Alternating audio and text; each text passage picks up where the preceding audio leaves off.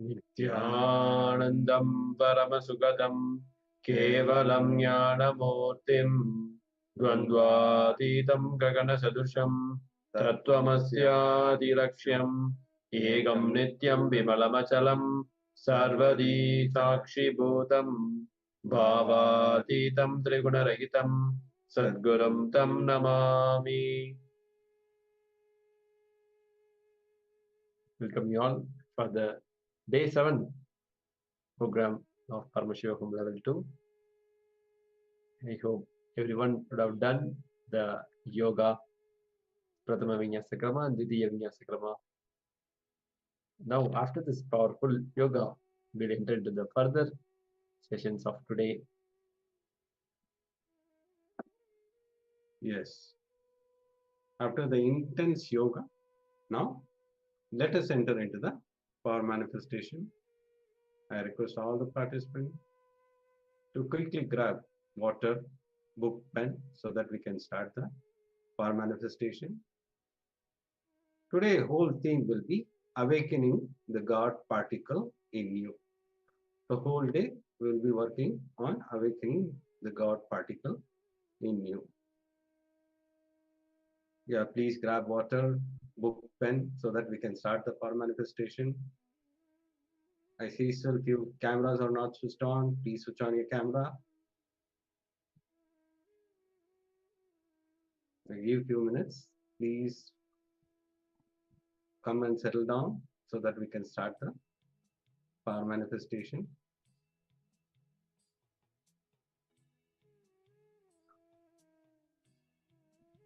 Yes, before entering into the power manifestation, let's see the Shastra Pramana to manifest the powers of third eye.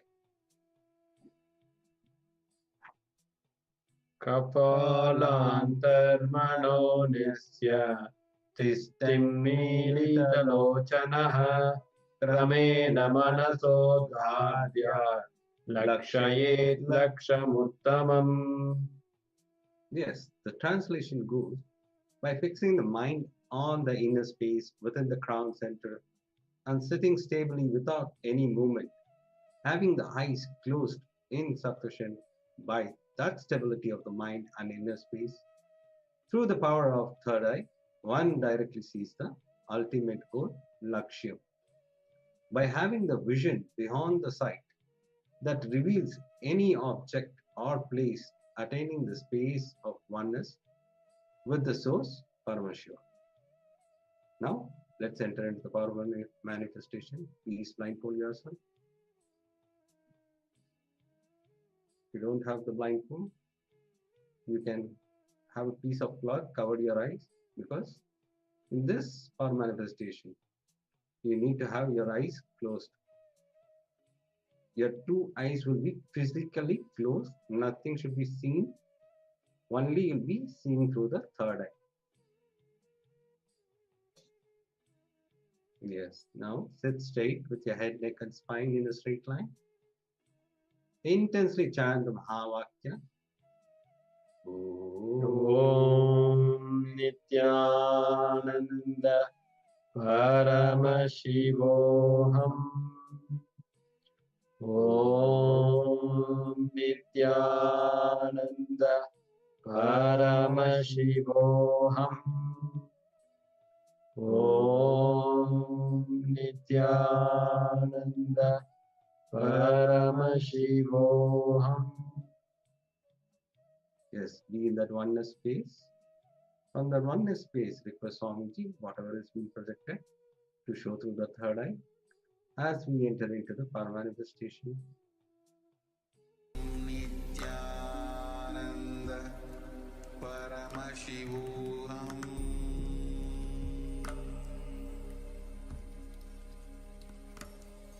Om Nithyananda Paramashivoham.